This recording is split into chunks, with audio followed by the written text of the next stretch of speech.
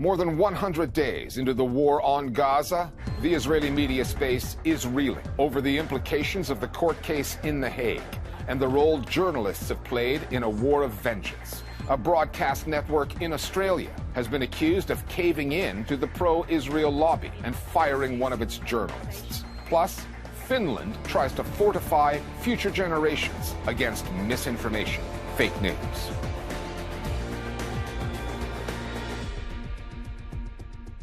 Since South Africa brought its genocide case against Israel to the International Court of Justice last week, the reaction from the Israeli news media has been incredulous. Some pundits have been mocking the case. Others have criticized Israeli officials, not for the mass slaughter in Gaza, but for their candor, including some blood-curdling statements that South Africa has offered as proof of genocidal intent. The Israeli government is taking the prospect of losing this case seriously. Prime Minister Netanyahu says he will not allow an ICJ ruling or anything else to stop the bombing of Gaza.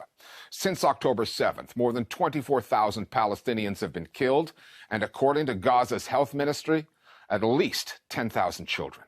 Hundreds of thousands more are now going hungry, staring a famine in the face. Should the ICJ's ruling go against Israel, the implications will extend well beyond the Middle East, all the way to the U.S., where Israel's lead sponsor will be expected to honor its obligations under the Genocide Convention.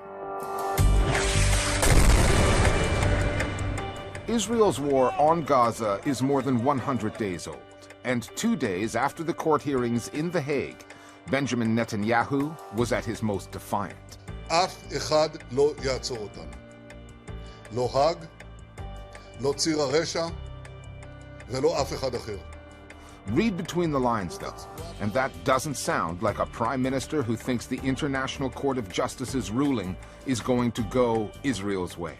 His statement following the hearing was for the Israeli audience to say that the war is not over, and especially because of right-wing pressure from the extremists in Netanyahu government that are unsatisfied that they're moving to maybe the final stage of the war. It was also aimed in significant part at the Palestinians. If you think that anyone has the power to stop us raining down high explosives on the Gaza Strip, think again, because we issue the orders and no one will be able to assist you. And very much to the international community, don't think of stopping us. Netanyahu said the opposite 2 days before. He said that Israel does not have any intention to stay forever in Gaza. Israel has no intention of permanently occupying Gaza or displacing its civilian population.